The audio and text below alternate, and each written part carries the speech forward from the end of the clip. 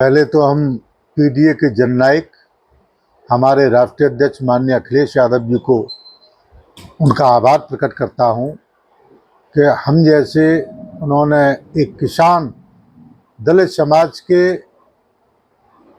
को एक टिकट दे करके जो समाजवादी पार्टी ने इटावा लोकसभा क्षेत्र से अपना सांसद बना करके संसद में भेजा, जो हमारे आज 2 वर्ष पूरे होने जा रहे हैं। मैं सम्मानित जनता का आभार प्रकट करता हूं कि उन लोगों ने ऐसे अपने सांसद को चुना जिन्होंने 2 वर्ष में विकास कार्य भी किया, सम्मानित जनता को प्यार भी दिया, दुलार भी दिया और आज हम विकास कार्य की ओर बढ़ रहे हैं, काम करा रहे हैं। ये हमारी सम्मानित जनता, पहले तो समाजवादी पार्टी के लोग ने जो बात रखी, हमारी कहीं भी हमसे कहा, फोन से भी कहा कि हमारे यहाँ सांसद जी लाइट लगवानी है, तो मैंने कई जगह करीब 400 से ज़्यादा हाई मास्ट बड़ी वाली लाइटें लगवा दी और सोलर लाइट करीब 500 सोलर लाइट लगवाई पूरे लोकसभा क्षेत्र में और 50 वाटर कूलर, 50 से ज़्यादा वाटर कूलर लग चुके हैं। आरओ वाटर कूलर लगवाए और जो समर पानी की टंकी के साथ है वो भी हमने लगवाने का कार्य किया। सर्दियों में हमारे दलित शोषित समाज के गरीब लोगों के जो लोग आते थे, हमने वहाँ कंबल भी बांटने का काम किया। और सबसे बड़ा काम हुआ जो अछल्ला में जो रेलवे फाटक था, वहाँ पर सम्मानित जनता के अछल्ला के लोगों की जो मांग थी कि यहाँ पर ओवर ब्रिज बनवाया जाए, तो मैं माननीय वैष्णव मंत्री जी, रेल मंत्री जी से मिला तो उन्होंने उस पुल को स्वीकृत करने का कार्य किया। हमारे इटावा की सम्मानित जनता ने जो जहाँ भी बात रखी, जैसे इटावा में पोस्टमार्टम हाउस पे, वहाँ पर हमारे लोग जो जाते थे पोस्टमार्टम पे, उनके रिश्तेदार, गांव पड़ोस के लोग जाते थे, वहाँ बैठने की जगह नहीं थी। वहाँ पे मैंने एक बड़ा सा 50-60 फुट लंबा वहाँ पे बरामदा बनवाने का काम किया, तो वहाँ पर जनता को आराम मिला। इसी तरह से एक जैतपुर के पास एक कोटला गांव है, वहाँ पर मैंने बड़ा पंचायत घर एक बनवाया, बारात घर टाइप का बनवाया। देखिए, बंगाली कॉलोनी में मानवर कांशीराम साहब के नाम से अभी मैंने उसका उद्घाटन किया था। एक कमरा बरामदा बड़ा बनवाने का कार्य किया, वहाँ पर जिम लगवाने का कार्य किया और उस पार्क को सौंदर्यीकरण करा करके एक विशाल रूप वहाँ पर बनाया।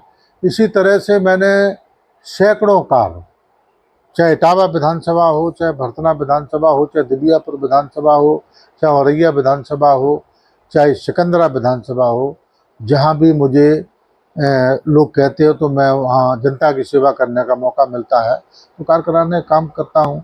अब निधि तो बहुत कम है, सांसद निधि 5 करोड़ है, जिसमें से 1 करोड़ जीएसटी कट जाता है, 10 लाख कंसल्टेंसी कट जाती है, अब बचता है 3 करोड़ 90 लाख। 3 करोड़ 90 लाख में जितना काम होता है जनता के सामने है, जनता जो बताती है, तो चाहे लाइट हो, चाहे वाटर कूलर हो, नाली है, खड़ंजा है, ये काम कराने का जनता के साथ हमें मौका मिला। उनका मैं तो ये ग्राम पंचायतों में आप जाते हैं, गरीबी तो बहुत ज़्यादा बढ़ रही है। मैंने लोगों को जागरूक करके, जैसे विधवा पेंशन है, विधवा पेंशन दिलाने का कार्य किया, वृद्धा पेंशन दिलाने का कार्य किया। ऐसे कई तरह के काम हैं जो जनता को जागरूक करते हैं। सबसे बड़ी बात ये है, जो आज के हर जिले में, हर लोकसभा क्षेत्र में चल रही है, बीजेपी सरकार एक झूठ बोलने का जो काम किया, क्योंकि 2023 में 16 सितंबर 2023 को महिला बिल आया था, जिसमें सभी विरोधियों दलों ने समाजवादी पार्टी या इंडिया गठबंधन के सभी लोगों ने, तब इंडिया गठबंधन भी नहीं था, लेकिन जो भी विरोध में थे उन सभी लोगों ने महिलाओं के पक्ष में वोट दिया, जिसमें 454 वोट यानी टोटल वोट महिलाओं के पक्ष में पड़ा। लेकिन बीजेपी के लोगों ने आज तक उसको लागू नहीं किया। ये लोग झूठ बोलने का काम करते हैं। हम लोग चाहते हैं, समाजवादी पार्टी के लोग चाहते हैं, हमारे राष्ट्रीय अध्यक्ष माननीय अखिलेश यादव जी चाहते हैं कि इनको 33% आरक्षण दो। हम लोग चाहते हैं 33% नहीं, इनको 50% आरक्षण दीजिए, जिससे हमारी महिलाएं विधायक बने, सांसद बने, ब्लॉक प्रमुख बने, सभी पदों पर विराजमान हो, क्योंकि महिलाओं के बिना जनजीवन अधूरा होता है, ये सत्य है। इसलिए सभी लोगों का विकास हो, महिलाओं को सम्मान मिले। उद्योग या निवेश तो सरकार में आता है, हम लोग तो मांग कर सकते हैं। और आपने सुना भी होगा, हमारे इटावा लोकसभा की लोकप्रिय जनता हमसे बात रखती है, चाहे वो रेलवे की बात हो, चाहे हाईवे की बात हो, चाहे किसानों की बात हो, चाहे युवाओं की बात हो। मैं बात रखने का लोकसभा में काम करता हूँ। अब बड़े बड़े उद्योग तो सरकार लगाएगी, सरकार है बीजेपी की, बीजेपी के लोग उद्योग तो लगा नहीं रहे, वो बेरोजगारी फैला रहे। पूरे जिला ही नहीं, पूरे देश में करोड़ों करोड़ों युवा हमारा बेरोजगार हो गया है। तो हमारी सरकार आएगी, माननीय राष्ट्रीय अध्यक्ष अखिलेश यादव 2027 में मुख्यमंत्री बनेंगे। और आप जानते भी हैं कि समाजवादी पार्टी के लोग ही रोजगार देते हैं, नौकरी देते हैं और बड़े उद्योग लगवाते हैं। किसानों की समस्याओं के लिए तो समाजवादी पार्टी हमेशा आगे रहती है। अभी आपने देखा होगा कि जब आलू की फसल खोदी जा रही थी, तो आपने देखा था आलू 100 रुपया बोरा में भी कोई लेने के लिए तैयार नहीं था। इतना सस्ता आलू कर दिया, क्योंकि बाहर इंपोर्ट नहीं हुआ, बाहर आलू गया नहीं, इसलिए सस्ता था। आप लोगों ने देखा भी होगा, लोकसभा सदन के बाहर समाजवादी पार्टी के सभी लोगों ने, हमारे राष्ट्रीय अध्यक्ष जी के नेतृत्व में सभी लोगों ने वहाँ पर आवाज़ उठाई, सदन में आवाज़ उठाई। तो हम लोग तो सबकी आवाज़ उठाते हैं और काम कराने का काम भरोसा दिलाते हैं। देखिए, समाजवादी पार्टी के लोग हमेशा जनता की आवाज़ उठाते रहे और उठाते रहेंगे।